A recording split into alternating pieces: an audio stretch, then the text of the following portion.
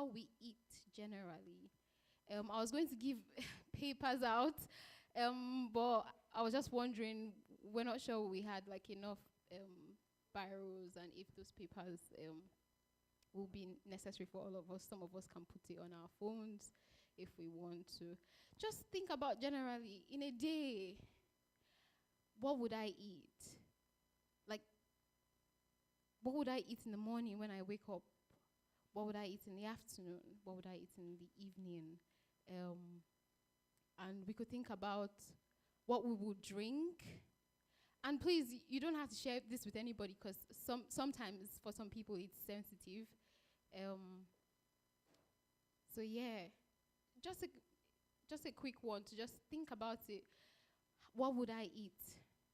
What would I drink? What time would I have it? And the reason I'm doing this so that we know is at the end of the session, we might not go through all the slides that I prepared, but at the end of the session, so that we can look back and just think to ourselves, right, this is one change I'm going to make. Because I can come here and say many things, but it won't be useful to you. Just one change that you decide, right, I want to make this change, and it is something I can do. I think I've spoken too much.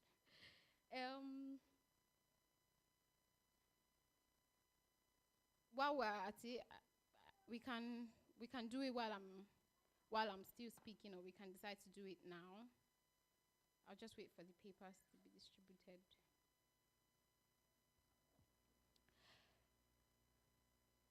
Okay, I think I'll go on so that I'll go on. But what is a healthy lifestyle? Basically just upholding health, deciding, or a lifestyle that thinks about how you feel in your mind, what you think about, your mood, thinks about your, what else? Thinks about how you relate with people. Sometimes it actually comes from within you, like we mentioned, for mental health. How do you relate with people? It comes from, I would like to say the energy within you, but that's not the right word. And also how we feel in our bodies. Are we able to do as much as we would like to do? Are there things restricting us? That's the makeup of physical, social, and mental health. We need to think about all these three things when we're thinking about our health as a whole. But because I am a dietitian in the making, we will just be thinking about how diet affects all of this, or how we can improve through our diet and through what we do, physical activity. But I'll just quickly mention what we eat. For example, if we have, say we have rice and meat this morning, we know that we would have some energy to do what we need to do. And we also know that sometimes all the things we eat, if it's unhealthy, unbalanced, it can lead to a lot of diseases. Like we know obesity, we know about diabetes. It can lead to all of these things. And then it affects you as a person being able to move around, because then it can have effects on your joints, have effects on your, it can have effects on your joints, have effects on, say, you being able to move from here to there as fast as you would like to. We also know that it can cause another form of health disease, or it could affect your BP, your blood pressure. We also know that this can also, the fact that you can't do the things that you want to do, or you're not able to do them as much anymore, it can also affect your way of thinking. It could also make you feel, one could also feel less of a person, thereby affecting one's self-confidence. I'm just explaining this again. Can we move to the next slide. I could talk all day about different diseases. Apologies for my slide, it is not readable. And we can talk all day about diseases. We can talk about how non-communicable diseases, which are, like I've mentioned, obesity, hypertension, cardiovascular diseases. I can talk all day about this, how majority of that is the first, say the first category of diseases that most people have today, in today's world. It is one of these. And next slide, please. I could break it down and talk about cardiovascular diseases, like I said. What does it mean? Basically means how your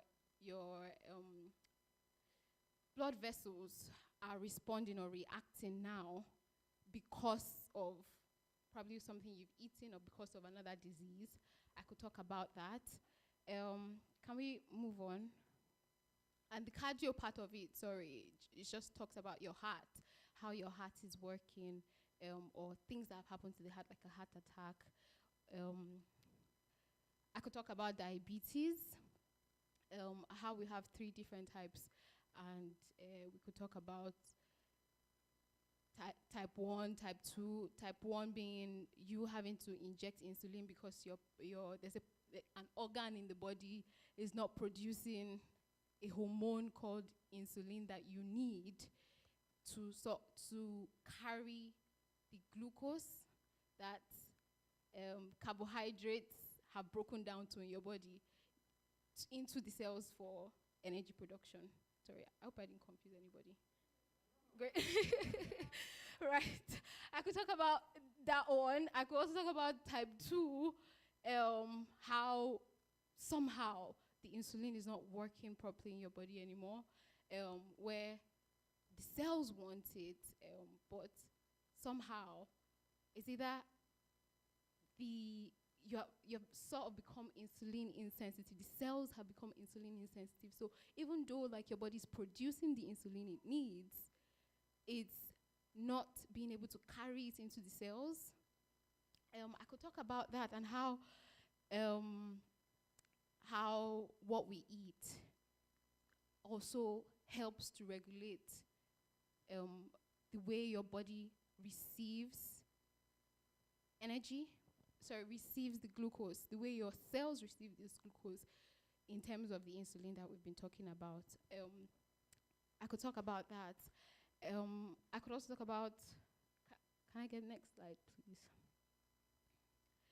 Metabolic syndrome, where there is like a cascade or like the several conditions or several issues going on in the body, where hypertension is probably affected, where you have hypertension, you have obesity, alongside there being insulin resistance that I just explained, alongside a fatty liver.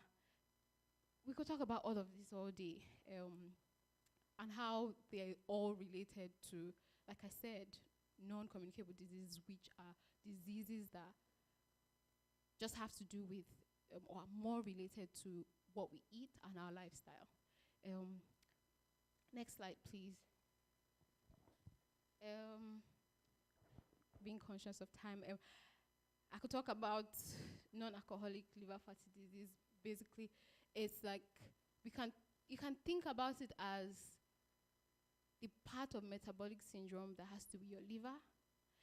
We can think about it as there being so much fat that have come into your liver. I'll say it that way. But somehow there is progressive destruction of the liver because of what we eat. I'll move further. Sorry. Next slide, please. I could talk about how unhealthy or how unbalanced our foods are, or how we eat today.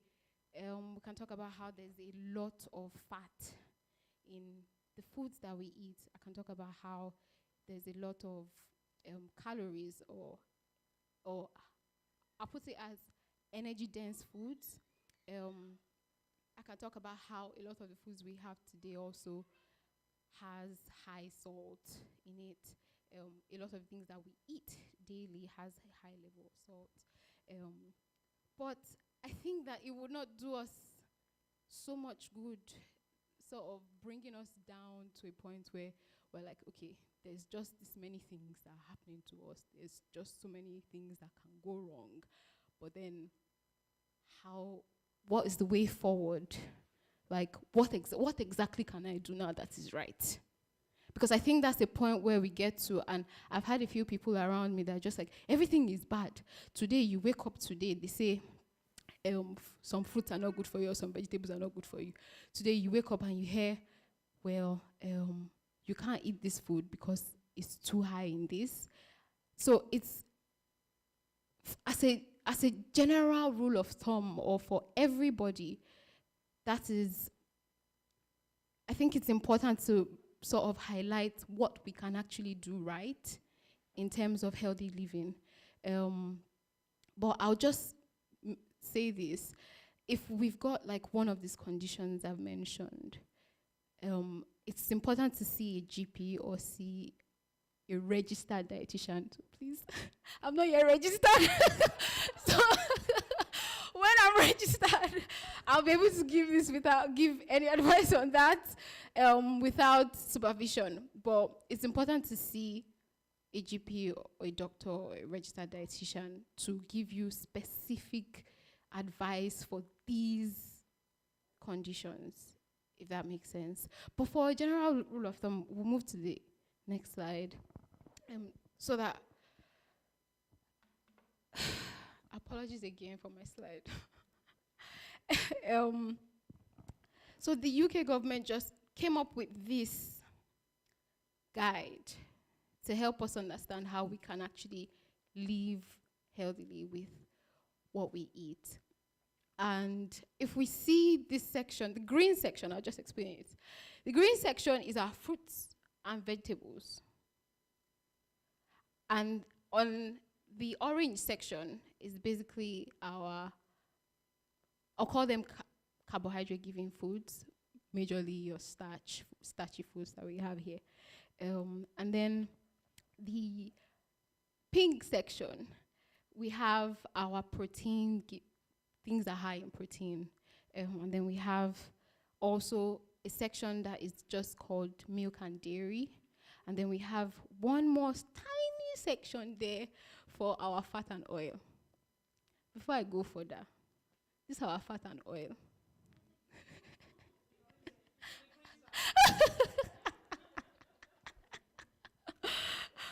I mean, I'm sorry. That section is so small compared to what is on our stews. As we can say, we know that, right? Compared to what's on our stews, we usually like seeing the oil floating on top. Thank you. And then there's some things on the outside about water, about reading our label, about some snacks, some extras that we'll just go through now. If I could just get the next slide, please. I think the first thing to note is, please, let's not limit ourselves. Let's have a variety of foods. We are blessed with a lot of things that we can eat. I think some people are very guided about what they eat, that it's only a very small section that they can actually have, or some things they run away from, if that makes sense. Because of it's been constantly jammed in our heads, a lot of things are not good for you. But I think the first important thing is we need a variety of things. Because food, I like to say food is for enjoyment. We need to enjoy yourself with food. However, we also know there's a limit to things. But the important thing is, don't pick certain things and say, this is only what I'm going to have. With time, there might be issues with your gut being able to, your your stomach, um, your digestive system being able to process these things. So please, I also like to think of, I like this picture because it's like various colors. And I think that can also help us to sort of eat various things. Just think about various colors and just have various colors. Add various colors to your meals, if that makes sense. Another thing is that some people, because they haven't grown up eating certain fruits or certain things, they're like, I can't ever try that. But I'd just like to use the illustration of a child. You know how when you're weaning a child or how you're introducing things to a child, first day, you give them, somebody sort of mentioned something, sorry? Exactly. But then you're like, okay, I can try again. And then next time, you try it again. And they might just have one little piece of it and then run away and say they don't want.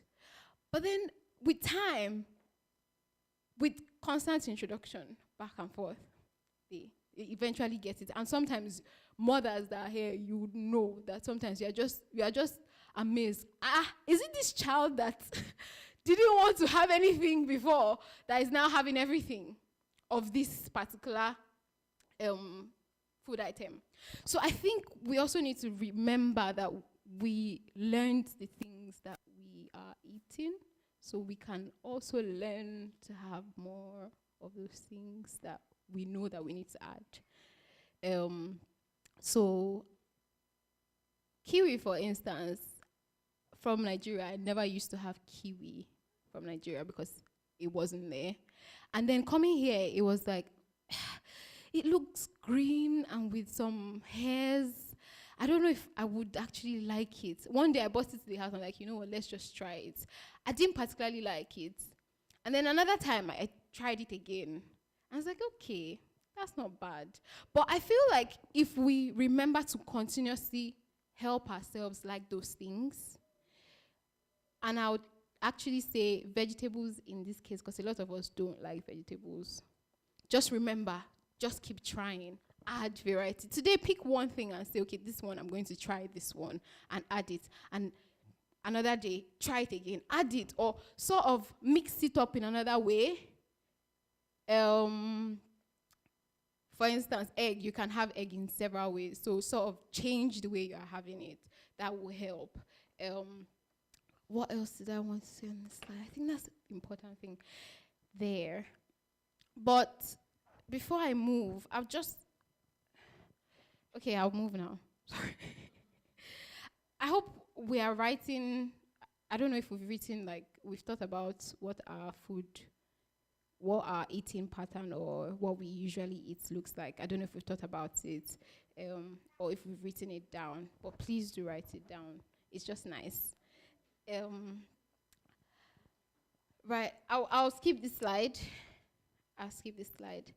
I already started talking about having more fruits and having a variety of things to eat, and how I've sort of picked on fruits and vegetables, having more fruits and vegetables. But I think something else that is important, can we move to the next slide, please? Something else that is important is, while we're trying to increase our fruits and vegetables, I think we need to think about how much more should I increase it to. Because I think some of us would have heard about having 5 a day, 5 fruits and vegetables a day. I'll just do a quick explanation on what that is. So, first of all, it's not limited to 5 fruits and vegetables a day. You can have more. So, if you sort of have 5 and say, right, I've had my 5 today and that's it, no, you can actually have more. Then, the 5 fruits and vegetables a day is also is 5 varieties of fruit and vegetables a day. So it's not, I'm going to have oranges today, and I'm going to have 5 oranges today, and then I've had my 5 fruits and vegetables today. No, it is orange, kiwi, carrots, pineapple, Thank you. That's 5. But then we can keep going. We can continue with, cucumber. We can continue with cabbage. But I think another thing is we don't sort of know what is in that 5. Like how much makes a portion. And so I'll use grapes for instance.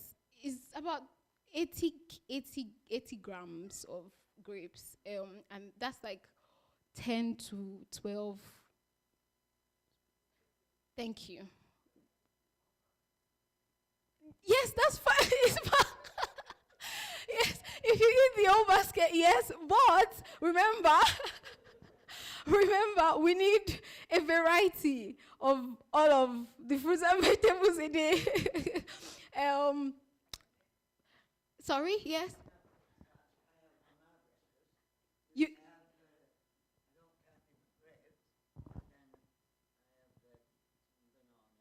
Yes.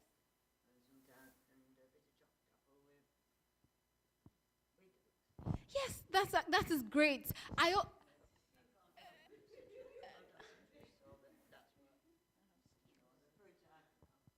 Oh, okay, that's fine. That's fine. I think that's great.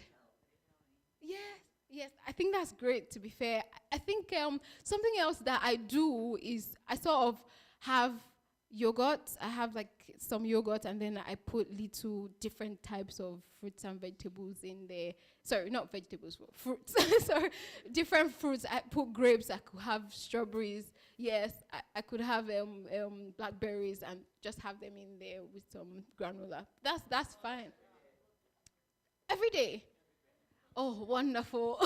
That's I think we might be getting 1 or 2 portions in there in that breakfast. So yeah, I mentioned I spoke about grape how I mean you don't necessarily have to count it, but just so that you have an idea for now what that is. With time you know what a portion is of your grapes. Then for apple, bananas, pear, orange, 80 grams, basically. That's for those ones. I think about one medium-sized banana would usually give you about 80. That's your 80 grams. Yeah. Then, so for dried fruits, because I know some people like dried fruits. I think the mistake we make with dried fruits is that we just have plenty of it because we say, okay, right, it's dried fruits. But the fact is that when it's dried, you eat more of it than you would have eaten it when it's fresh. And I think a little downside of that is the fact that there's more sugars in that. Yes, they are natural sugars, but you would have more than you need. And I think maybe I should just mention here too, your fruit, your cup of juices, fresh juices, the one that they say not from concentrate. We usually recommend no a 150 ml cup of that. I don't know if we have a glass cup. I should have brought a glass cup.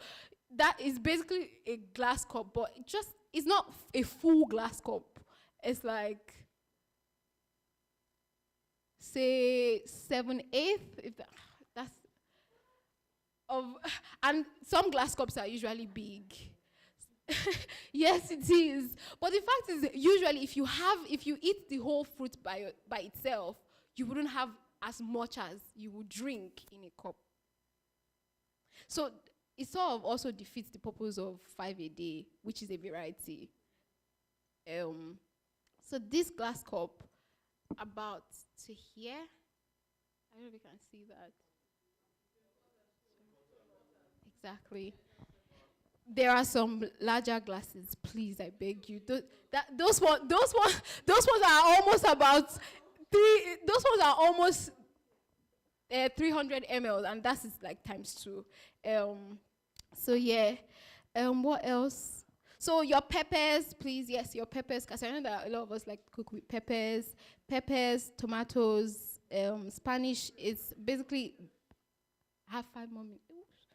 I have 5 more minutes, and I'm not going to half. Please, I will stop somewhere so that we can just make a plan. I think that's the important thing. Make a plan. Next, please. Dairy. I don't know how many of us have a lot of dairy, but I'll just quickly mention it's a very important source of calcium. Yes, eggs too. Eggs too is good for you. Thank you. Yogurt, milk, all of that. Thank you. I think we know all of that. For yogurt, you know those pot ones, those small pots, that's basically one portion.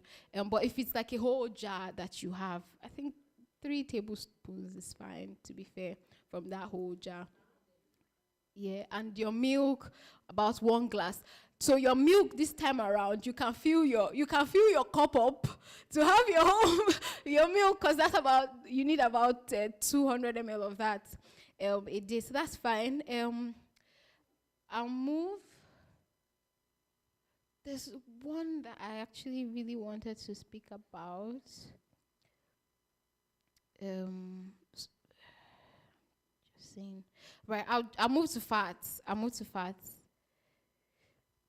Please keep moving. Thank you. I think slide number 18.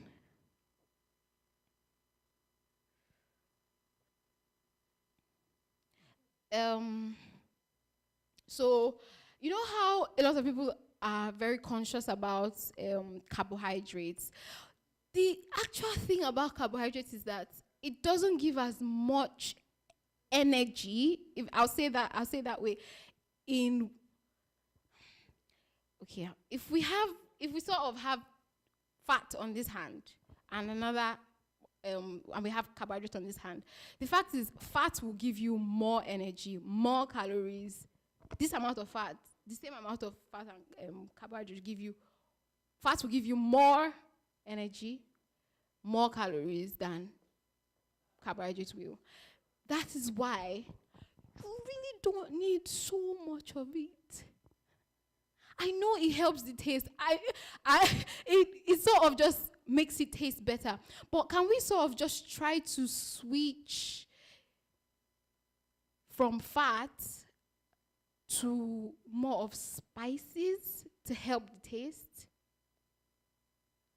I mean, we could think about that. It could be something. I mean, just experiment. It's really nice being able to experiment foods in your kitchen. Like we said, we're trying to experiment tastes now. So to add variety to our meals. But I think we can sort of think about it that way. I know it doesn't taste, I know the egusi doesn't taste as nice, or the stew doesn't taste the same if I put less oil in it. But I could sort of balance it out with the spices and the herbs. Thank you. So really, I'll just quickly say, if we want to spread, say, butter on our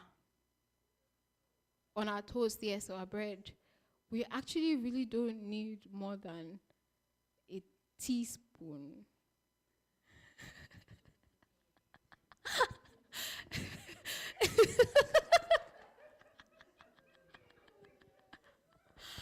And something else I need to say, you know, the saturated fats that we have in our butter and in a lot of our thank you. Our body actually produces saturated fat. So please, I think that's something that we really need to look at, because once we put in more fat or more energy, more calories. I'm trying to be wary of calories because I don't want us to think of calories as a bad thing, or our fat and fruit and vegetables, sorry, our carbohydrates, fat and protein as bad. They're not bad. It's just the quantities in which we are having them. And once we put a lot of the fat in our bodies automatically store them. So that's what keeps adding in our bodies. So I think nutrition is a very nice topic, and we can go on and on. I haven't reached half of it, but next slide, please. But like I said, I'm just using this illustration. Oh God, I wish we could see this to show us. Like I said, our bodies actually make saturated fat. But you see, our crisp, our cakes, all of those things, they actually have a lot of these saturated fats in them. So we're sort of just loading the body with things that it doesn't need, and we have them ever so often because they're quick and easy options, right? But if we sort of make plans, I think this is the point where we sort of make plans right now to whatever plan, even if it's one thing we want to take from here today and say, right, I'm taking this out, and this is one thing I'm just going to think that I'm going to change. If we sort of make plans to just help ourselves to live better, to help ourselves to, I was supposed to talk about physical activity too, but I had to go now. So please, let's make that plan. Thank you. Yes, sir.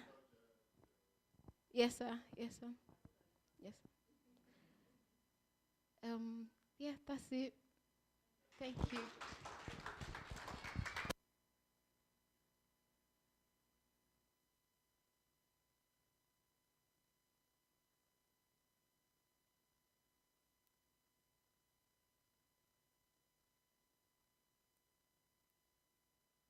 Praise the Lord. I believe we've also learned something from healthy living. Yes, and I believe we've taken something, and going forward, we're all going to make a change. Even if it's just one, like she said, a little change goes a long way. Praise the Lord. Our next talk is going to be on cervical cancer awareness, and it's going to be taken by Dr. Eniola, who is also a member of the New Life in Christ ministry. And she's a medical doctor who doubles as both an emergency physician at Kingsmill as well as a public health specialist. She has a passion for women and seeks to raise awareness around issues relating women's health. Please let us welcome Dr. Eniola.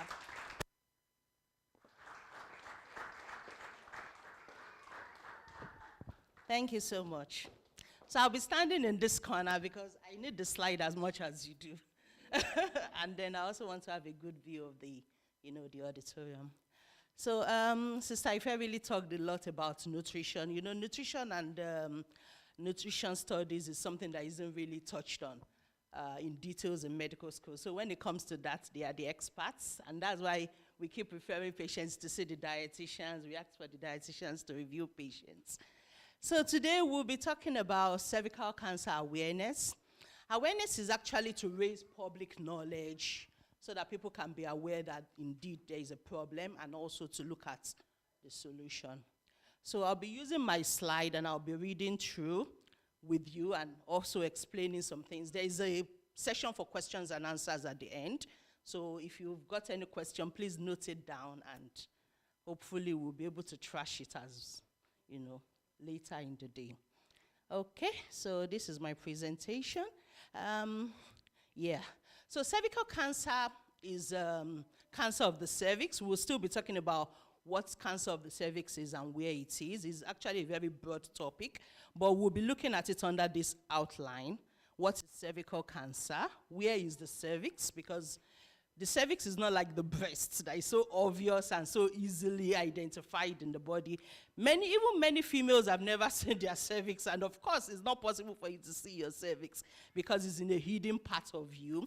Okay, so we'll be looking at what it is, where is the cervix, and then the statistics, the demographics. Demographics is who is more affected, and the part of the population that this is mainly for.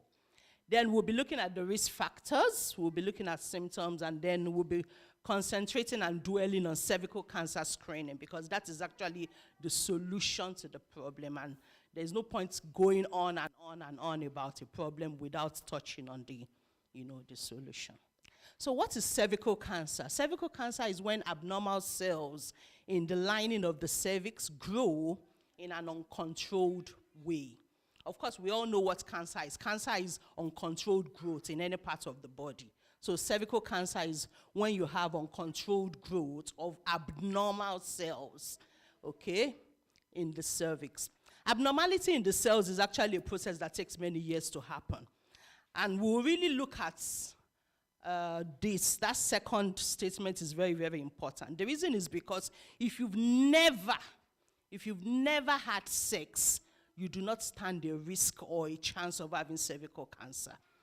That is something we must all remember today. If you are no longer sexually active, as long as you have ever had sex, you are at risk of cervical cancer. So that's something we must take note of. And that's why we say abnormality in the cells is a process that takes many years to happen. You may have had sex only once in a lifetime. You are still at risk as long as you've had sex. And the reason is because you have been exposed to something we call the HPV virus. Yeah. So this third statement there says that abnormality in the cells of the cervix takes place following infection with the HPV. The HPV is the most important thing when it comes to cervical cancer. We'll still talk in details about it. There are different types of the HPV virus. The type that really causes cervical cancer is type 16 and type 18, okay? And in fact, because of this HPV of a thing, there are some quarters where they actually believe that cervical cancer, apart from being a disease on itself, is actually a sexually transmitted disease. For the same reason that I've mentioned.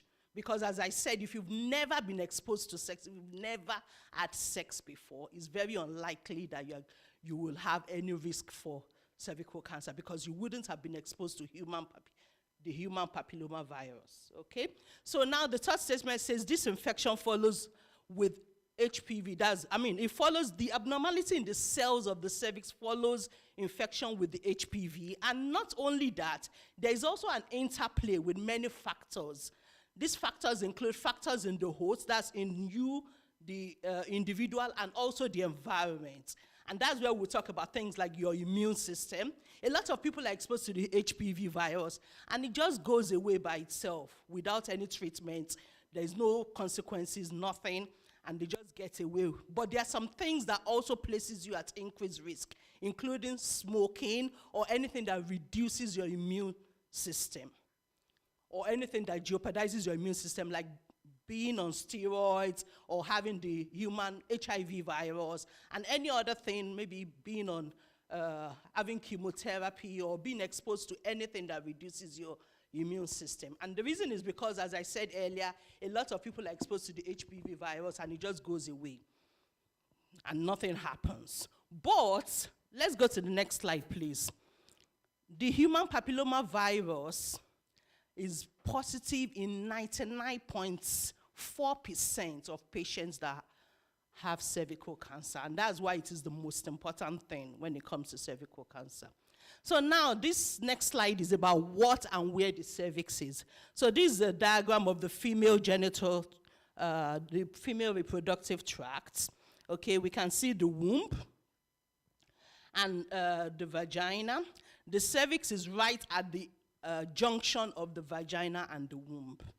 It's also part of the womb, but is of a different structure, let's put it that way.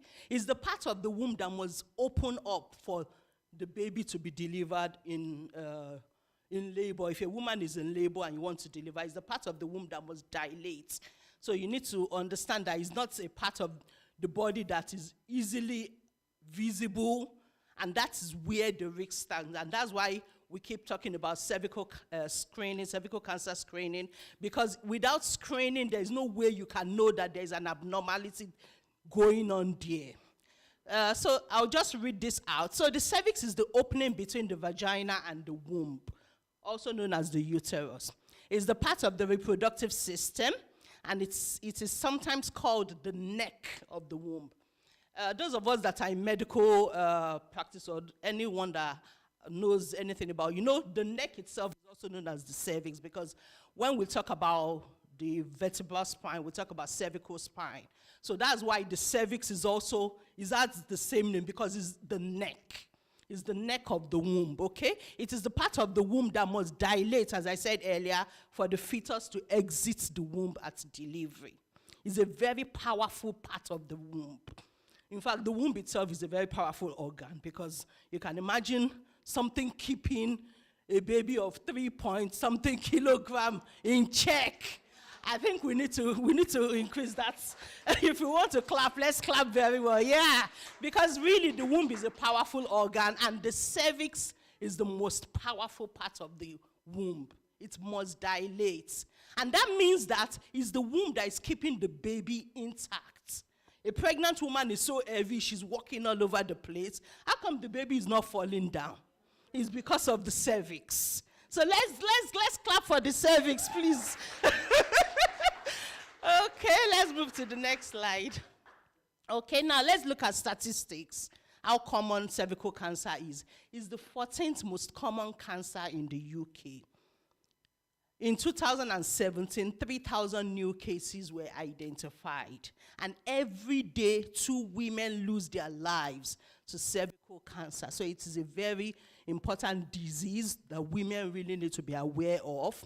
The next line says 220,000 women and people with a cervix every year are told they have cervical cell changes after their screening, and many more are given an HPV diagnosis. Now, cervical cell changes does not immediately mean that you've got cancer, but it's like the process has already been put in place. And if something is not done to stop it, the person eventually develops cervical cancer. So, and that's why screening is very, very important. We will touch on that later. Okay, so now who is more likely to get cervical cancer? You might be more likely to get cervical cancer if you are under 45. Most is more common in sexually active women. The older you get, the lesser your chances. But because you could have been exposed at a very young age, you are still at risk. As long as you are a woman, you've got a cervix, you are at risk. That's just it. And that's why it's very important that we all know about it. Now, you're more likely to also have it if you have a weakened immune system, like if you have HIV or AIDS. We've talked about that. Or if you have given birth to multiple children, or you had children at an early age, under 17 years. And that is also the point I mentioned about early exposure to sex. I said, as long as you have been exposed to sex, it doesn't matter how many times or whether in fact, there are some women that are no longer sexually active. Some women will tell you, oh, for the past 15 years, I didn't sleep with man, no, I don't have any man. But you are still at risk as long as you have ever had it. It doesn't matter whether you are no longer having it. Maybe you and your husband are no longer together. It doesn't matter. As long as you have ever had sex, you're at risk. Now, the next point says if your mom took the hormonal medicine, they call it diethylstilbestrol. Anyway, we don't need to know that, but just know that if any hormone actually places you at risk, including the contraceptive pill, the combined oral contraceptive pill. In fact, it is said that if you have been exposed to the pill for a very long time, can we share that? Okay, yes. If we look at the pamphlet or the booklet that we've got on us, is also written there as one of the risk factors. If you look at the risk factor, I think the risk factors is on the first page or maybe the second page. It says if you've been on the oral combined contraceptive pills for more than 5 years, you are at risk. Okay? If you have had any form of cancer in the past, vaginal, vulval, kidney, bladder, you are at risk. The reason is because how is cancer treated? Chemotherapy, radiotherapy, and all these things are known to reduce the immune system. So once your immune system is down, the human papilloma virus, which may have been dormant in your system, can just rise up and start to do its thing. Now, you need to know from here that you cannot get cervical cancer if you had surgery to remove your womb and your cervix, which is known as total hysterectomy. Anyone that does not have a cervix cannot have cervical cancer. It's not possible. It's just like breast cancer. If you remove your breast, of course, you can't have breast cancer. So the same way with cervical cancer, if you don't have a cervix or you don't have a womb. Now, there's some form of hysterectomy where the cervix is still preserved. We must remember that. So if you've had a hysterectomy, but it was not a total hysterectomy, that means your womb has been removed, but the cervix was left in place. You are still at risk of cervical cancer. Okay? So now, we're still looking at risk factors for cervical cancer. It says nearly all cervical cancers are caused by an infection. More than 99, in fact, it's like almost 100%. But it's just that there are just a few. About 99.7% of patients with cervical cancer are positive with the human papilloma virus. That's what we've got there. Unfortunately, it's not very clear. So it says nearly all cervical cancers are caused by an infection. And that's why I said in some quarters, cervical cancer is considered a sexually transmitted infection or a sexually transmitted disease. Okay? So nearly all cervical cancers are caused by an infection with certain high-risk types of human papilloma virus. And I've talked about the types, type 16, type 18. We have other types. Some of them cause just genital warts, but type 16 and type 18 have been implicated when it comes to cervical cancer. Now, you can get human papilloma virus for many means. One is any skin-to-skin contact in the genital area. Okay, that's very important. The reason why I said so is because someone will go home now and say, Dr. Ella said that you've never had sex, so that means that. But if you even simple masturbation or lesbianism, as long as the genital areas are in contact, skin-to-skin contact, because the virus lives in that area, okay? Not just inside of the vagina, but even the skin that surrounds the genital area. As long as there has been any form of skin-to-skin contact of the genital area, you're at risk. You can also get human papilloma virus from vaginal sex, anal sex, or even oral sex. So it's not just penetrative vaginal sex. Then the virus itself can also be gotten from sharing sex toys. That's very important. You must remember that. Because we know some people use vibrators. If you share, as long as it goes into that area and you share it with somebody, it's possible for you to have it. So let's move to the next slide. So now we are still looking at risk factors. Smoking is a risk factor. Smoking is known to reduce your immune system. It reduces the way your body reacts to diseases and infections. As I said, a lot of people are infected with the virus, but the virus clears because the immune system is very strong. But if one is smoking, you are reducing your immune system, you are placing yourself at risk. Now, the presence of other STIs. Why do we say so? If any form of disease or infection definitely causes the body to have some tiny micro cuts. So that makes it easy for any other disease to penetrate. So if in the presence of other sexually transmitted infection, human papilloma virus infection also becomes very possible. Then early first intercourse. Early first intercourse, the reason why is because you have many years, assuming the first intercourse you had, God forbid, you were exposed to the virus. What it means is that you've got many years for the virus to do its thing. Exactly. So even if that was the only sexual encounter you had in your lifetime, if you were unlucky to have been exposed to the virus at that point in time, then you have many years. Because, as I said, the abnormality in the cells takes many years to take place. So it's not something, if you are infected with the virus today, you don't develop the cancer today. It takes many years because the virus takes time to do its work. Then, also, if you have many sexual partners, you're at risk. Long-term use of the combined oral contraceptive pill, we've talked about that. Immune suppression from any reason, any cause at all, including steroid use, you're at risk.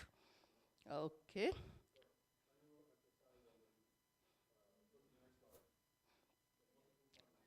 Yeah, I do. Okay, so many sexual partners, yes. So if you've got many sexual partners, you increase your risk because sex itself is a risk. Exactly. So having many sexual partners increases your risk of having any form of infection, including STIs. And as we said, the presence of other STIs increases the risk of human papillomavirus. So in short, it's so straightforward. Having many sexual partners, having early sex or early exposure to sex is all risk. They are all risk factors. Okay, so let's move on. So symptoms of cervical cancer. Symptoms of cervical cancer include vaginal bleeding. Any vaginal bleeding that is unusual for you, including bleeding during or after sex, between your periods, if you are bleeding between your periods, or after the menopause. The menopause is the time in a woman's life when you stop seeing your period. In many women, it's about 50 to 55. Some are still seeing their period up to like 58, but there about that's when the menopause happens. So any bleeding after that period is considered abnormal. Okay, or if you're having heavier periods than usual, these are all symptoms. But we'll still look at the fact that you're having those symptoms do not automatically mean that you're having cervical cancer or you've got any form of cancer. And that's why it's so important to have your symptoms checked.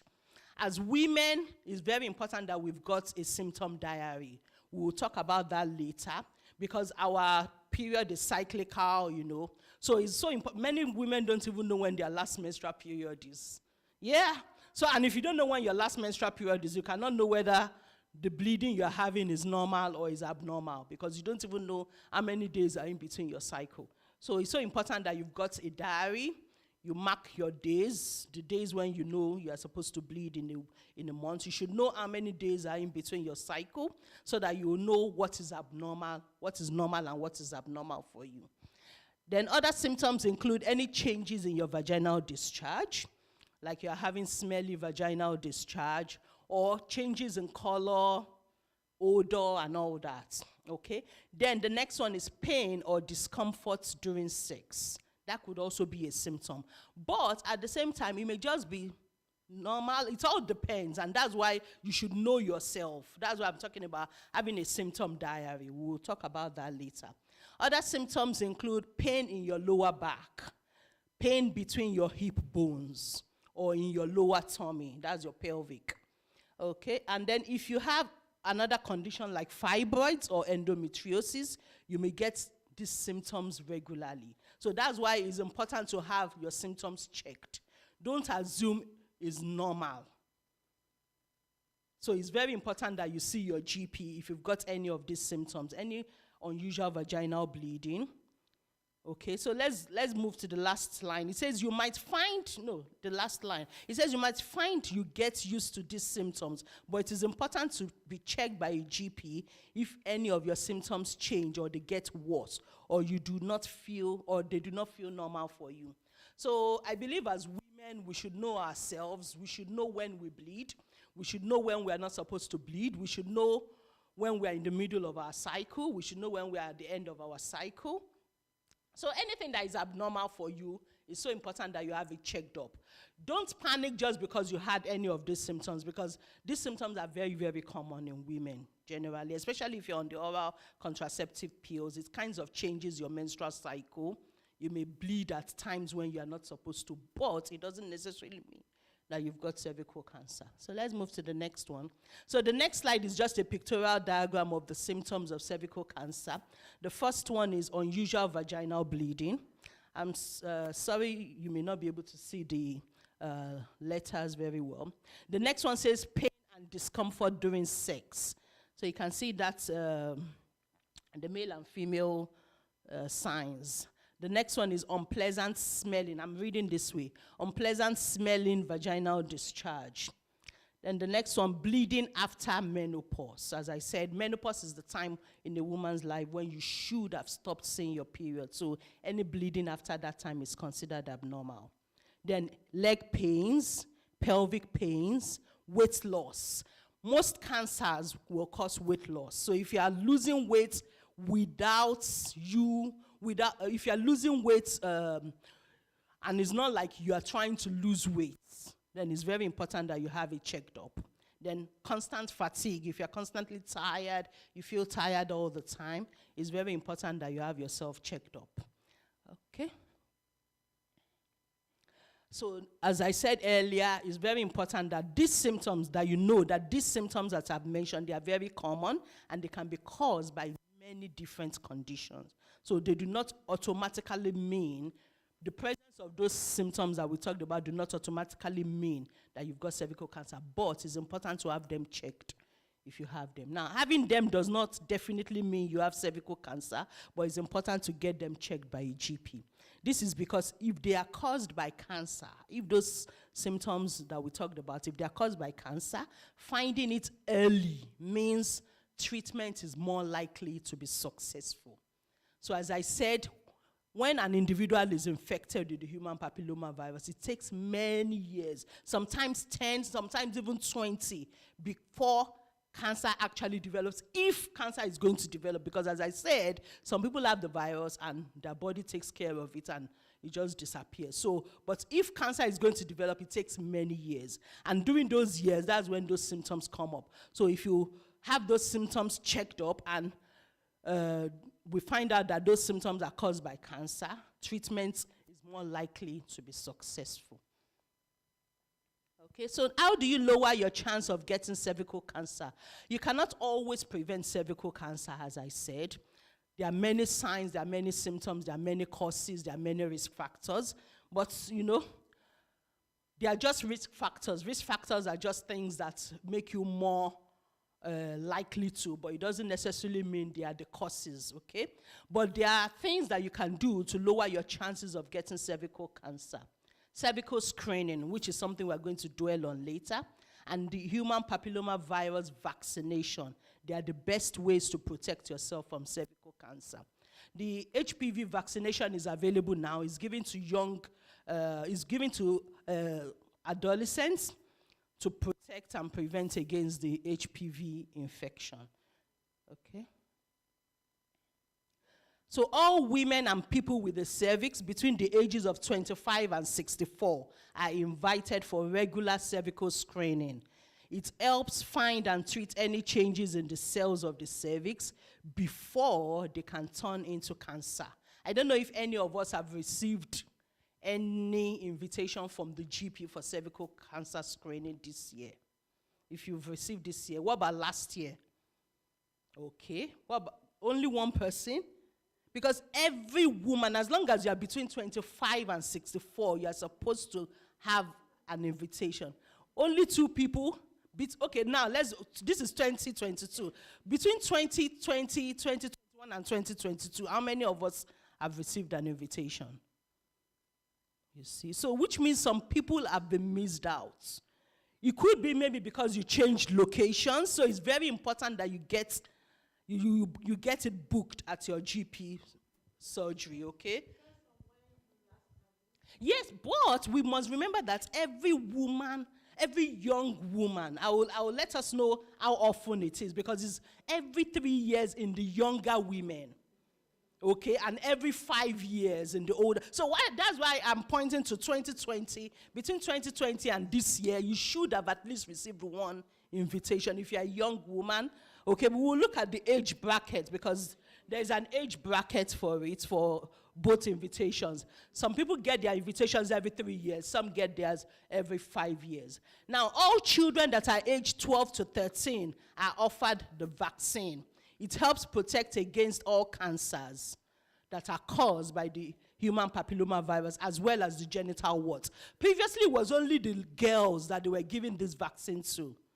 The girls between 12 and 13, I think from 2007 or so. But since 2017, there about boys have been included.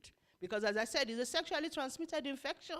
So if you vaccinate the girls and you leave the boys, what are we doing? We are doing nothing. So now it's offered to all children between the ages of 12 to 13. The human papilloma virus vaccine is offered to all children between the ages of 12 and 13. And that helps to protect against the types of the HPV that cause the cancer. Okay, let's move to the next slide, please. Okay, so these are yes. So this is about the screening. So women or stroke people with a cervix aged 25 to 64. Ideally, you should get your first invitation when you are 24 and a half years. Yeah, that's when you should get your first invitation. So if you are between 25 years and 49 years, you should have an invitation every 3 years.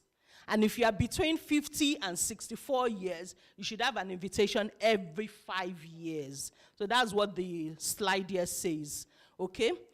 Now, what do they do during the cervical screening process? What they do is they take a small sample of the cells of your cervix, and those cells are examined in the lab, okay, under the microscope to see whether there is any changes or anything that predisposes you to cervical cancer.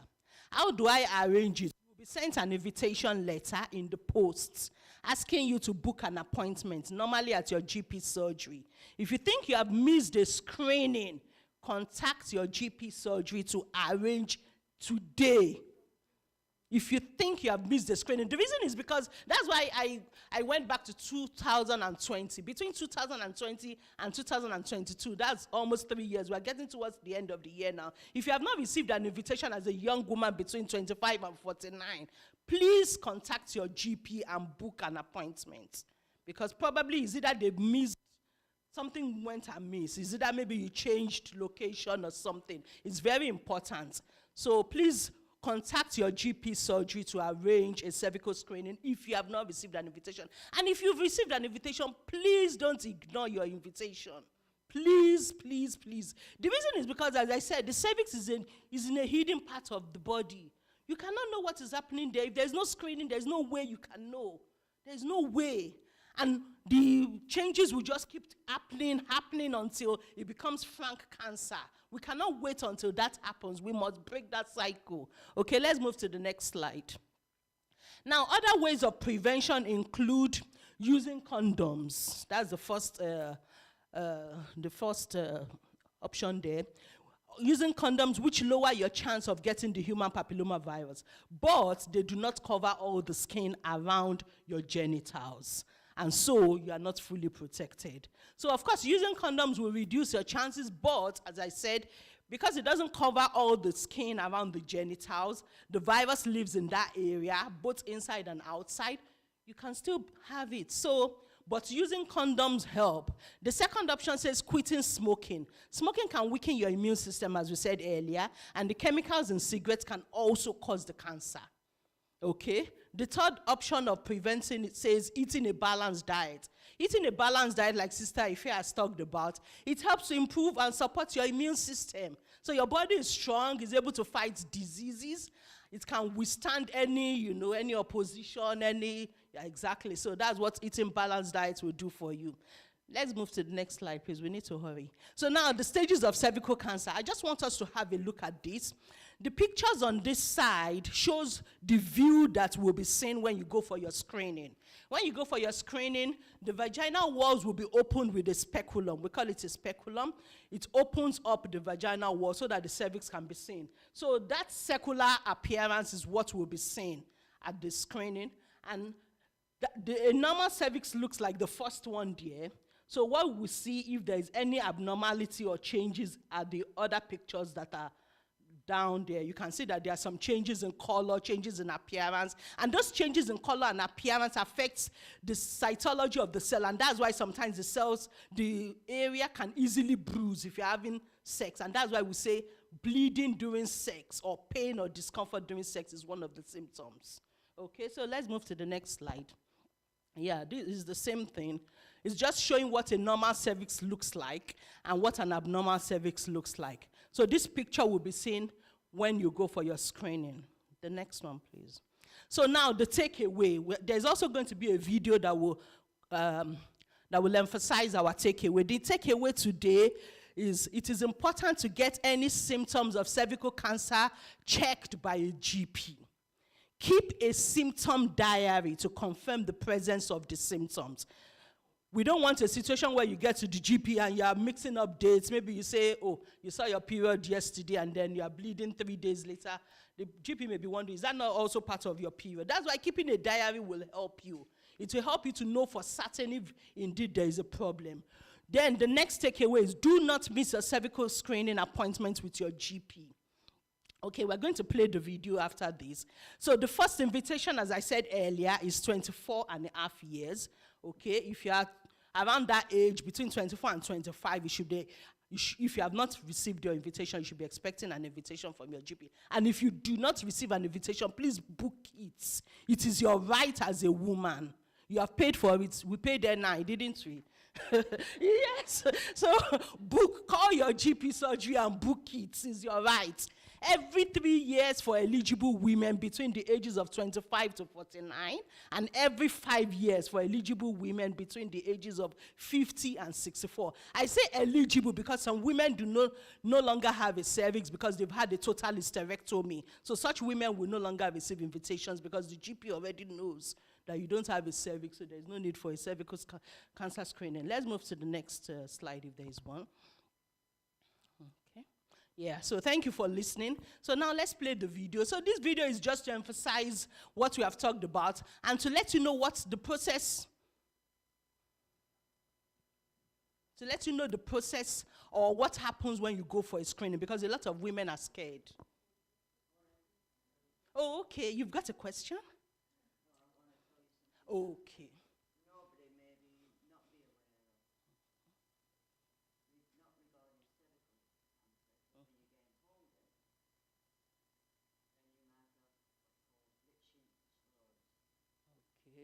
Yeah, lichen sclerosis, yeah. Well, yeah, you're right. Mm.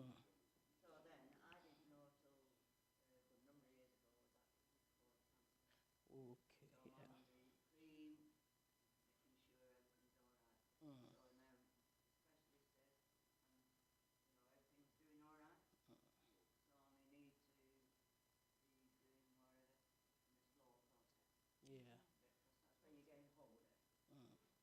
Yes, let's leave. Actually, what happens after any abnormality is seen in the cervix when you go for any screening? Let's leave all of that for the specialists because the doctors will take it on from there. Most of the time, you'll be referred to the secondary center, and then, of course, the specialist gynecologists and all that, they will attend. But we don't really need to know so much about that. Just know that once there's been, if any abnormality is noted in your cervical screening, you'll be referred for further investigations. Yeah, so let's watch this video. It's just to, focus on what we have talked about, most especially the screening and our takeaway.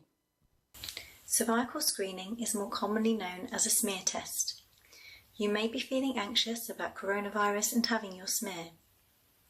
Staff at your local surgery are taking extra precautions to ensure the practice and your appointment are as safe as possible. Your smear test is usually carried out by a nurse. It only takes a few minutes and for most people it is completely painless. When you arrive, the nurse will ask you some questions and complete a form. You'll be asked to take off your underwear, lie on the bed and put your knees up. You can cover yourself with couch paper. Your nurse will insert a small instrument called a speculum into your vagina so that they can see your cervix. With a small brush, a sample of cells will be taken and placed into a container of liquid to preserve the cells. This is labelled and sent to the lab for testing. Your results will be posted back to you, usually within a fortnight. Don't worry, the letter will tell you exactly what to do next. Surgeries are still open and are able to assist with making your appointment and answer any questions that you might have. It's really important that you attend your appointment when invited. So if you have received a letter informing you that your smear test is due, then please make an appointment. Cervical screening is completely free and is there to help prevent cervical cancer. Okay, yeah. So it is completely free. It is completely free. There is no point ignoring it. It's your right. So please, if you receive an invitation, please attend. And if you've not received an invitation within your age bracket, every 3 years or every 5 years, depending on your age, please book an appointment with your GP. Thank you so much.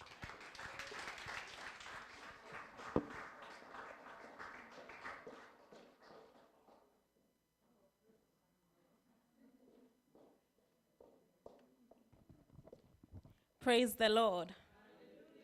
We just keep learning more and, getting more understanding about some certain topics, and we praise God for that. So we're going to have a break now with refreshments at the back, just for 30 minutes. So if you can please make your way to the back and get some light refreshments, and to give us some energy for the next and final stage, which is the breast cancer awareness. And that is going to be a workshop as well. So you will not want to miss that. Praise God.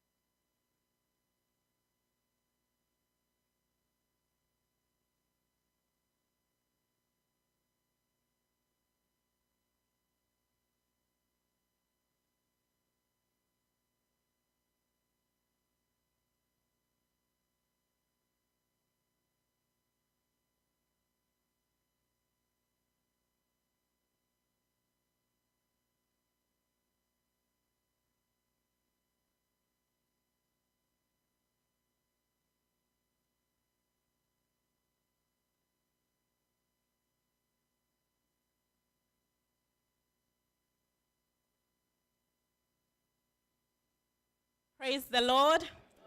Please, can we all make our way back? Anybody that's still eating, please make your way back, please. It is now time for us to go back into the program and go straight into breast cancer awareness. So like I said previously, this will be delivered in 2 parts. We're going to have a talk and then a workshop. So the first session will be delivered by Dr. Vivian, while the workshop will be delivered by Sister Emily, who works within the Research and Innovation Department at Kingsmill. And she will be joined by Gillian Clark from the breast unit at Kingsmill Hospital. Let us put our hands together while we welcome them.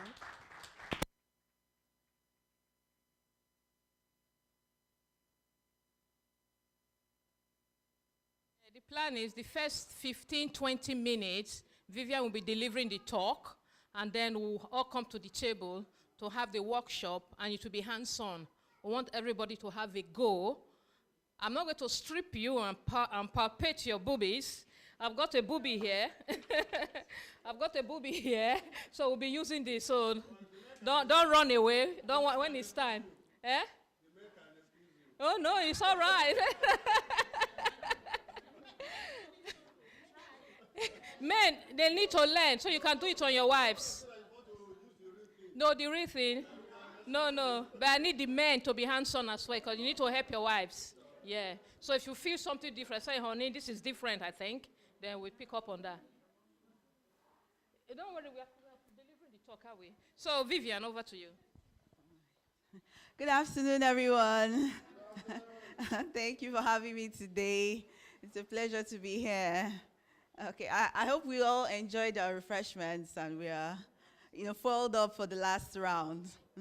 Okay, thank you. So I'm Dr. Vivian Okonigo, and I'm going to be giving the talk on the breast awareness, Know Your Breast. So we're talking about making people more aware of our breasts, the changes we should look out for, what they signify, how serious they are, and what we need to do. So that's what we're talking about today. And like Aunt Emily said, we're going to have a hands-on session. So what we see on the presentation today, we'll try to practice and make sure we know what we are looking for. Okay, so we can move the slides. So we're going to go a bit fast so we can spend time on the practice session. Thank you. Okay, so the outline we'll be using today, we'll be talking about, we'll just have a brief introduction, the anatomy of the breast, that's the structure of the breast. Then we would want to know why we should be breast aware. Why is it important for us to do this? Why should we know? Then we'll be I'll just show a brief illustration of what we'll be doing later on. That's the self-breast exam, how to do it, changes we should look out for. And there is a very important campaign that was launched with regards to this, Know Your Lemons campaign. I'll talk about that later. And then when we find changes in the breast, what else can they be? It's not always cancer. There are other things that could come up in the breast, so we need to know about that too. And how often should you check your breast? When should you see your GP? And the men, when they say breast cancer, most people think women. No. The men also have breasts, even if they are not as prominent as the ones found in women. Then we'll talk about breast cancer itself, what it is, the risk factors, and we'll be concluding.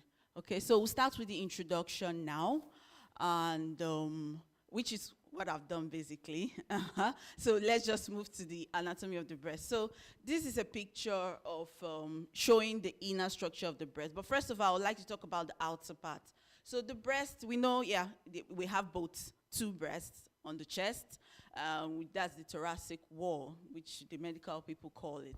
So most people do not know that the breast actually extend further than we actually think it is. So it usually starts from the collarbone down to the lower ribs, that's horizontally, then vertically from the sternum down to the armpits. We call it the mid-axillary line. That's a line down the middle of your armpits. Oh, okay, so Aunt Emily so you see? So it's wider than we think. It's not just the circular area here. It's more broad than we actually think, okay? So this is what it looks like on the inside. So the breast brings out milk. So obviously it has the milk ducts, which are those lobular structures you can see over there. Then we'll have the fatty tissue. Fat is composed of the breast. So it's what gives it that, contour, that shape that you usually have. And that's what varies with women, giving them different shapes and sizes. Then also the skin covering the area. Then the important part of the breast we need to know is the nipple, which is the hyperpigmented part. That's a dark area just outside. That's where all the ducts connect into. Then, like I mentioned earlier, the breast sits on the chest. There's the chest muscle and bone. All right, thank you. So we can move to the next one. So why should we be aware? Why are we talking about breast awareness today? First of all, the most important reason is because of breast cancer. We've had a very interesting and educative talk on cervical cancer. So it's also important that we are aware about breast cancer. So we'll talk about it in detail later.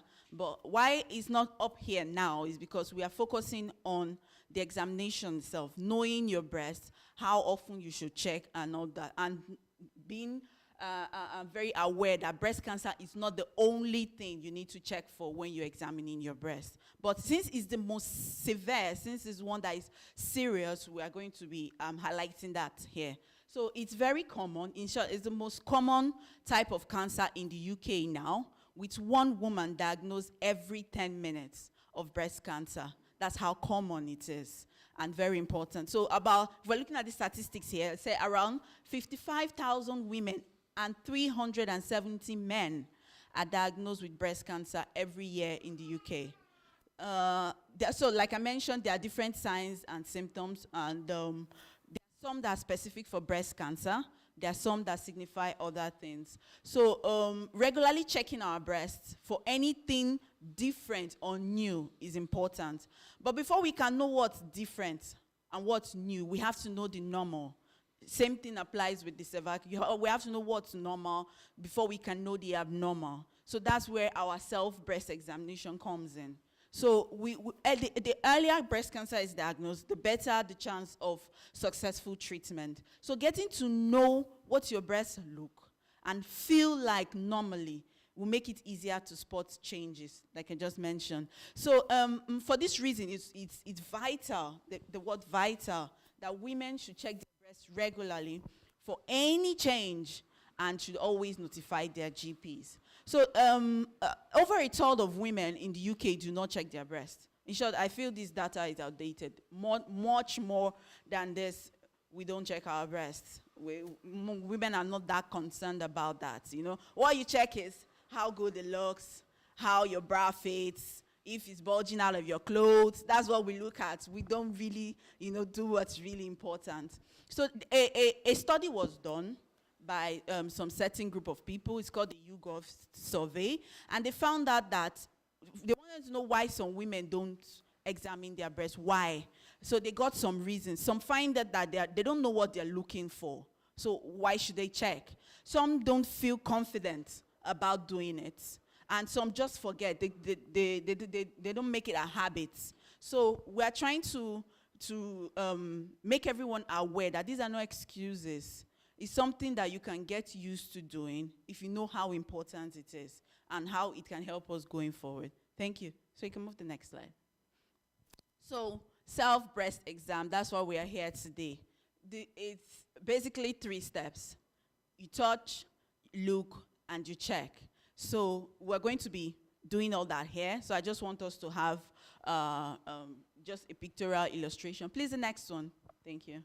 Okay. So there are various steps with which it's done, and in positions too. So it's done lying and standing or sitting, whichever one is comfortable for you. And there are different areas of the breast to check. So that's what I'm going to be talking about with this illustration. The practical will be here. So the breast itself, we used to divide it into 4 quadrants, okay? That's having a line like this, okay? So we have the upper outer, the upper inner, the lower outer, and the lower inner.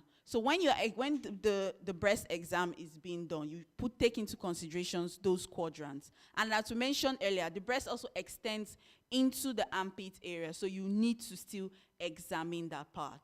So in order not to, because some cases of breast cancer were just found with a lump in the armpit area, that's the axilla. So it's important we do that. So these are illustrations. So you can stand in front of the mirror. It's not really clear, but I'll try to explain as much as possible. So standing in front of the mirror with your hands together, you try to look and inspect. You're looking at the mirror so you can see. You can turn around to know what the shape looks like and what's normal for you, okay? Then your hands you raise above your heads, still looking at the mirror. This time around, you're not just looking at your breast alone, okay? She'll demonstrate. That's good. So you see, so you're looking at your armpit area too. So you're looking, when you raise your hands up, it tends to stretch the skin a bit. So if there's any other thing, you see it. So you're looking at your breast for any change in the color, if you notice any dimpling. We'll talk about the signs, but I just want you to know the positioning. It's very important, okay? Then you start examining. You see, if you look at this illustration here, you start with the armpit. You're examining the armpit area. Then down to the breast quadrants we talked about, starting from the upper outer, the upper inner. Some say you can go in a clockwise direction, anti-clockwise, but what works for you, provided you're doing it the right way. Okay, so same thing like that. Then lying down also, because there are some, when you lie down, you raise your hands up, you'll be able to press a bit deeper if you're checking for any changes, okay? Thank you. So let's move to the next slide. So, yeah, so the changes we're looking out for, they said there are 12 signs, 12 cardinal signs of breast cancer that we need to look out for. But I'm going to group them. So first of all, into 3 groups. So we're going to be looking for a lump. A lump is like what people call a small seed. It can be circular, it can be irregular, but it's something that feels a bit hard. The consistency might be hard to soft. Then also, we are also going to be looking at the skin of the breast.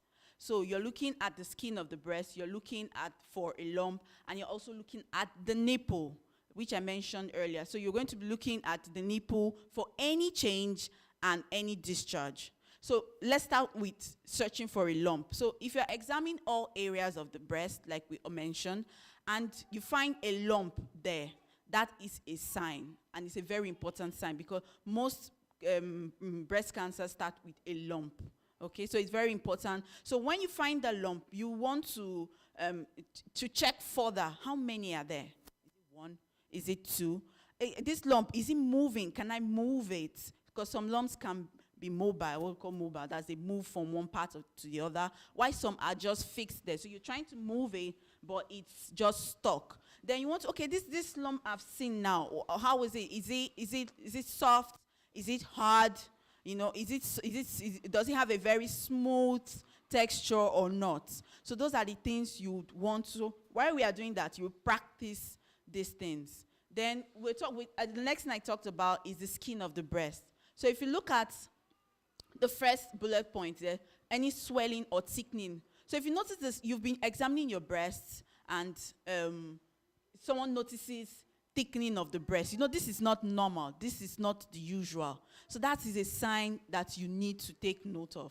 Or any abnormal swelling. You notice that one is looking a bit, bigger, or one side is swollen than the other side. That is something to take note of. Then secondly, dimpling of the skin. We all know an orange. There is, when you look at an orange, it's not entirely smooth. There's some dimpling on the body of an orange. So if the breast begins to have that kind of appearance, it's a red flag. It's something that we really need to take note of. Then the nipple, like I talked about, a cross. Normally the nipple points outward. So if you notice a change that the nipple points inwards, that is also a change we need to look out for. Please, can we still go back to the previous one?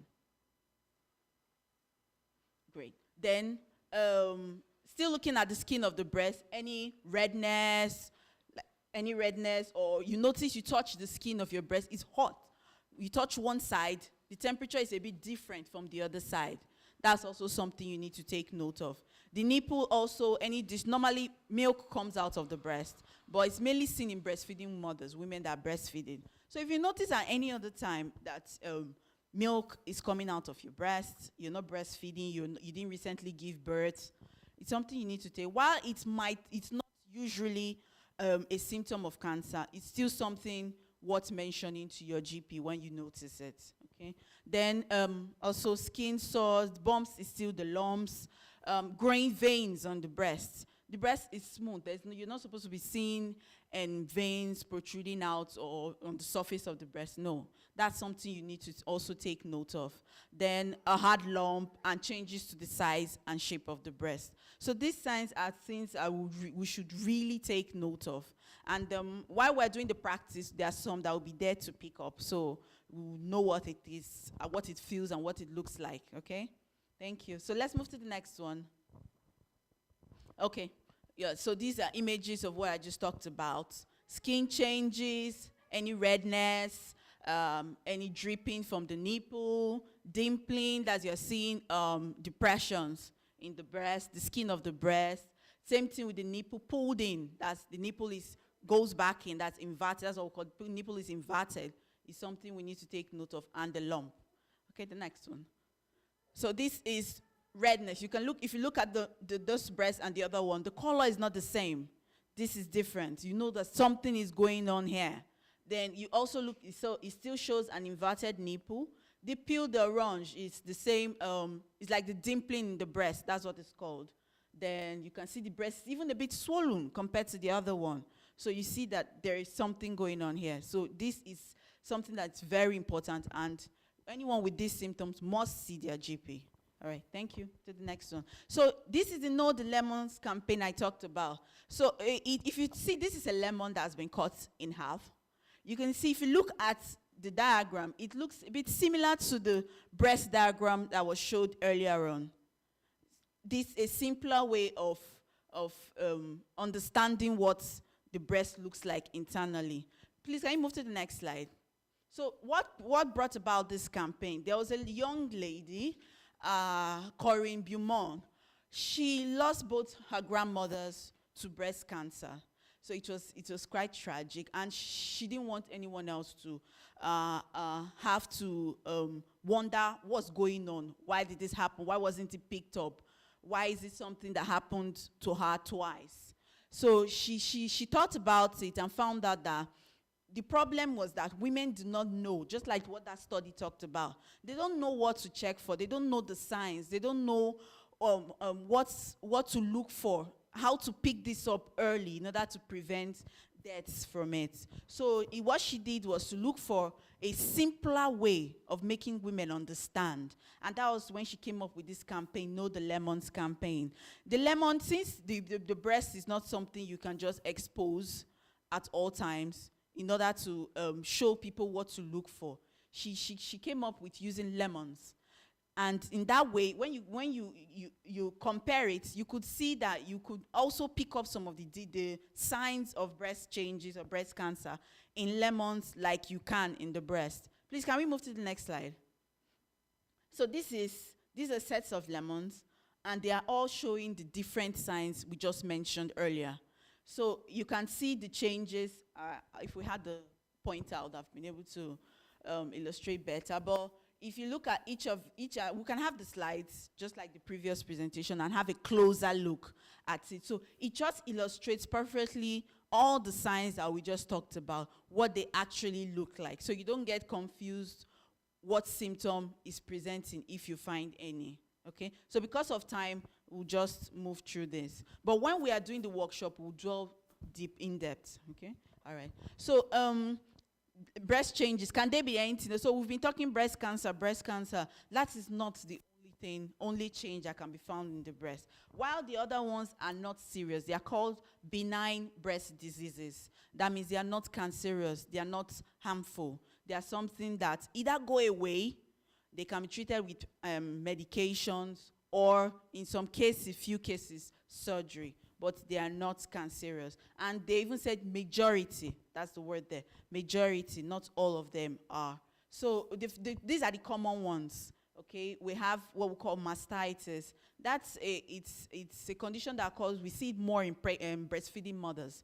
It's what we call an inflammation of the nipple. The baby suckles on the nipple and does that continuously.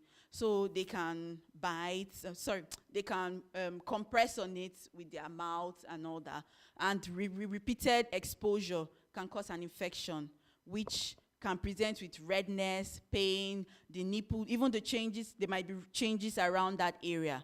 Those might be similar to changes you see in breast cancer, but it's when you go to the GP, your GP examines you, does some, takes some history, also called questions. They'll find out that it's not breast cancer. So the next one is fibroadenoma. That is, it's a condition that we see in young women in the breast. It presents with a lump. So the first one now, as ruled out, is we've seen one of the symptoms of breast cancer, but we have been able to ascertain that it is not breast cancer. So that is a change on the nipple. So now we're going to the lump I talked about earlier. So in this case, you will still find a lump in the breast, okay? But this time around, the lump is mobile, that it moves around. They call it a breast mouse because it's very mobile. So you find it here, before you look, it's now in another area. So it moves around. So it's called the breast mouse. But it's something that it's actually not cancerous. And in some women, depending on the size, your GP might say just leave it be. But in some cases, they might say, okay, let's just take it out. Then the next one is traumatic fat necrosis. That's trauma. Maybe a woman does a strenuous activity, is involved in a road traffic accident or something that actually hurts her breast. It can present with a lump, a small, so fat accumulation. I told you earlier that the breast is made up of fat too. So when there is some form of trauma or disturbance to that area, those fats might come together to form a lump. Okay, so in that case, it is not breast cancer. It's not, but it is a sign that you must actually take seriously. So why I'm bringing this up is for us to not be scared that any lump, you see lump in your breast is breast cancer. You see any change in your nipple is breast. No, there are other things that might actually be going on. So the other one is the intraductal papilloma. That's a lump in the breast ducts and adenosis. So these are just some of the common ones. There are others, okay? All right, so let's move to the next one. So how often should I check my breast? So we're talking about checking your breast, what to look for, and all that. So how often should you do this? So women, we have the menstruating women and the postmenopausal women. So for those that are menstruating, that's the younger ladies, you need to check your breast frequently. Okay, and since we are all different, like I mentioned, our breast changes will be different. So if you are still menstruating and you're of childbearing age, your breast will feel different at different times of your menstrual cycle. If some people might even notice that, okay, when their menstrual period is coming up, the breasts become more painful, heavier. Okay, so some people tend to notice that. So if you know that, okay, yeah, this will happen during my period. So if you're examining your breast outside your menstrual cycle and you notice that, you know that, oh, this is not normal. This is something I only see during my menstrual. So why am I having it now? So it's very important to examine your breast outside your menstrual cycle and when you're having your menstrual cycle, so you know what you know you're normal at those times. Then for the postmenopausal women, yes, we also say examine your breast as regularly as you can, because at that time, you'll not be having those changes that the other ladies, women who are still having their periods will have. But examine it regularly too. If you notice any change, you can easily pick it up. Thank you. So let's move on. So when should I see my GP? If you find any change at all, you need to see your GP. That is the rule. Back in Nigeria, when I was, I think I was doing my surgery posting in final year, and they were talking about breast lumps. So my lecturer was giving us, talk like this, and people were asking so many questions. So he got fed up, and he decided to look for a simpler way to explain it. And he said, if you notice a lump in your breast, pack your slippers, put it under your armpit and run to the hospital. So that was the only way, because they were asking so many questions, so he just needed a simple way, a summary. So that was just what he said. So the truth is, if you notice any change at all, so not just the lump, all that we've discussed, you need to just see your GP. Okay, and bearing in mind that, yes, most of them are not cancer, because if you go to the hospital and you see your doctors and they suspect something might be cancer, if they refer to the cancer service, they still tell you one thing, that not all patients that are referred have cancer. So it's still a suspicion until proven otherwise. Okay, so what would your GP do? They would perform an examination, physical exam, and look for breast changes. Afterwards, after examining your breast, if they find anything suspicious, they will refer to the specialist who will do some further tests and all that. Then also going to the GP, you're not just going to the GP only if you have noticed something. We also have screening. So we've talked about, we've heard about cervical screening. There is also a breast screening program that the NHS offers. So this is offered to women between the age of 50 to 70 years. So you can go and, if you're within this age bracket, you can book an appointment to have a breast screening done. And it's done with a type of scan we call mammography. It's a mammogram where the breast is put in a special type of X-ray to look at the breast itself, the inside of the breast. So that's what is done. And in some cases, some women might not even feel anything. You might not notice any change, but a mammo will pick it up if you go for the screening. So that's why it's very important that we all, same thing with cervical cancer, like Dr. Eniola mentioned. You always, when you go for the screenings, even if you don't have any symptom, they might see something there that might indicate something serious is going on or not. So it's important to have the screening done. And even if they say 50 to 70 years, it's not restricted. Even if you're above that age range, you can still request for a mammo and you'll be granted one. Okay, so the screening is done every 3 years, and the last part, it's crucial that women should book an appointment with their GPs and attend. Dr. Eniola emphasized on that while talking about cervical cancer screening. Attend your appointments, but in addition, carry out your regular breast checks. So the cervix, if you look at cervical screening, now the cervix is not something you can see. So the best you can do is go for your appointments, and your GP or the nurse or whoever is doing this does most of the work. But with breast changes, you are doing most of the work. You are the one checking regularly, looking. If you notice anything, you go to your GP. So that is what we should bear in mind. Okay, the next slide. Yes. So research is ongoing. Yeah, we said women age 50 to 70 years, those are the ones that can have the screening program. But breast cancer is not limited to that age group. There are younger ladies, younger women that also present with breast cancer. So research is ongoing in order to extend this age bracket. A lot of research is going on. They make changes to different guidelines every time. So we are hoping that they would definitely extend this age bracket to include younger women. So research gives us the opportunity for better treatment. So if you have the opportunity, please try to partake so that we can make this happen, okay? Thank you very much. So let's move on to the next slide. We're not done yet, thank you. Thank you, well appreciated. So the men, you guys are not left out. You're not left out. So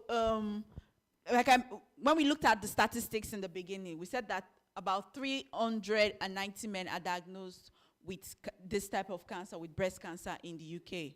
So it's not just the women. Yes, while men cannot do the normal breast exam, it's necessary that they also try to do it sometime and also visit their GP if they notice any change. And more importantly, for men who have a family history, when we talk about the risk factors for breast cancer, we'll see that if there's a family history, a first-degree relative, a second-degree relative with breast cancer, the men should, that is something that you should take seriously and also try to look out for breast changes. Thank you. Let's move to the next one.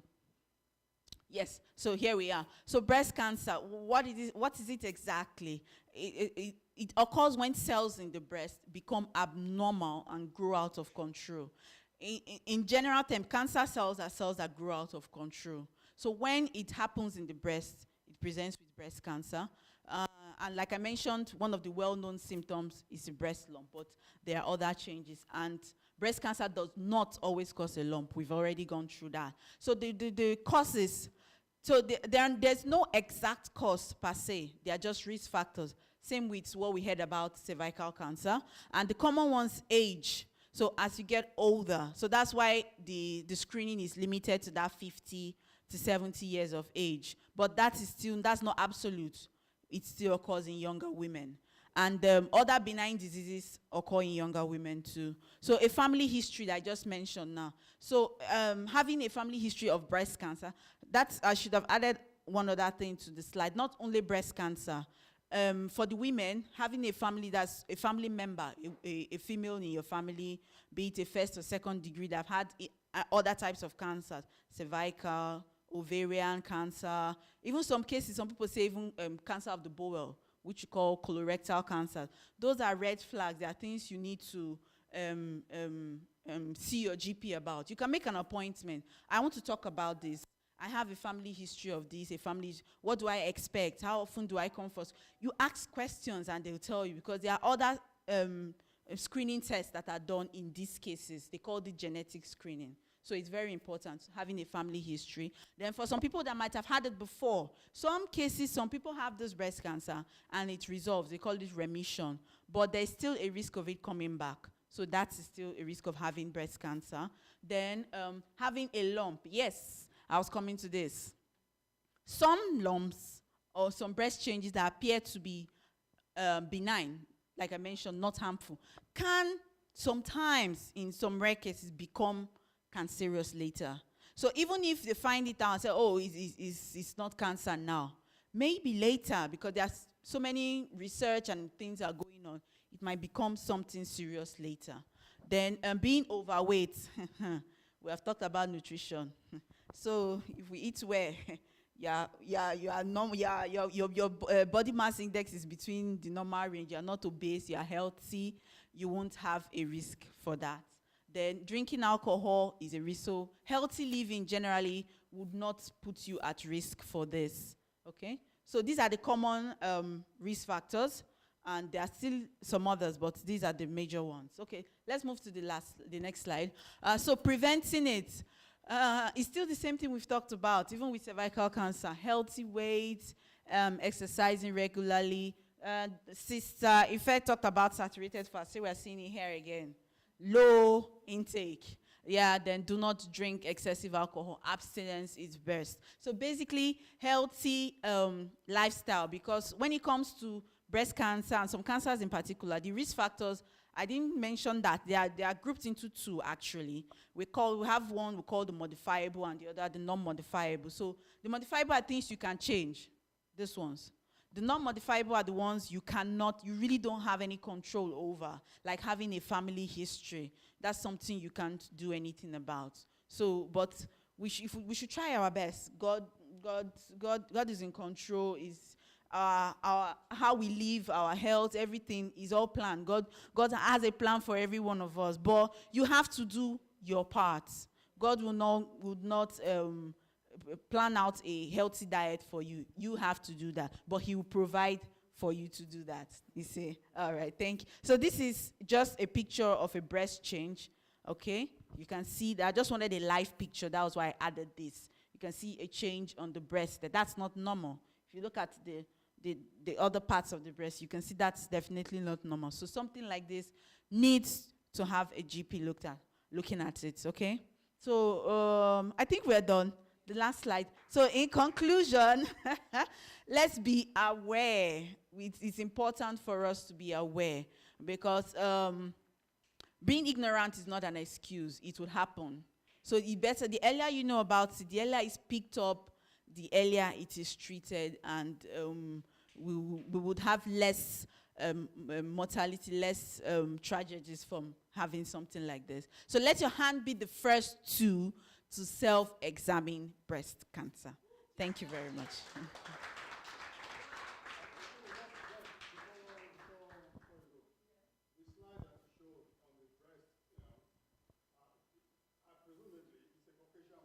Yes.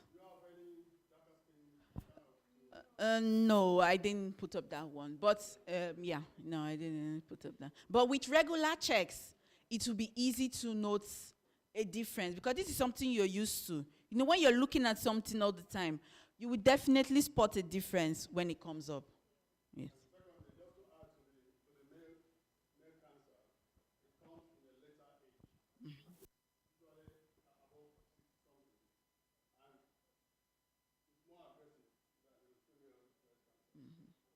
That's right.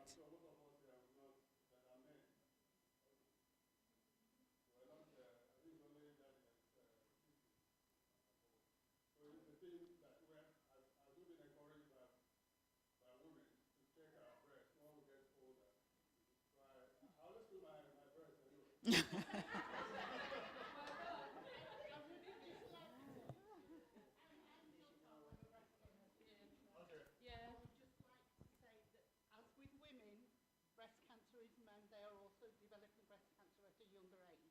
Don't necessarily assume that it's nothing because you're not old enough.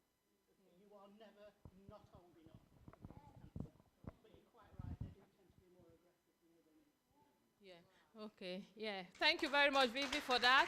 And at this point, I know we have exceeded our time limit, so we are free to move around. So before we start the workshop, I will just introduce Jill. She just introduced herself. She's Gillian Clare from the Breast Cancer Unit in Kingsmere Hospital. She's, thankfully and kindly supported this campaign. She's ordered the leaflets to be presented to you later. And she's giving us, and she has lent us this from her unit. It's borrowing, so we have to take it back to the hospital. It's hospital property. So she's here to support us, to teach her because she knows how to do it better than any of us because it's her job. It's what she does daily. She counsels women, she examines women, she monitors them in their journey. So who better us can explain the situation to us? So ladies and gentlemen, Jill, please. If you have a word for us before we start the workshop. Thank you. Yeah. Okay, I didn't expect a microphone. So basically, anything you need from me, any questions you've got, if I can answer them, I'm more than happy to do so. But just come and help yourself. Yeah. Okay. Don't be shy. We have the opportunity to ask questions. So for hygiene purposes, before we begin, whoever is coming forward, we kindly request that you gel your hands and apply a bit of talcum so it doesn't get sticky on the boobs, okay? So if you are ready, Sister Benedetta, the pace setter. Thank you.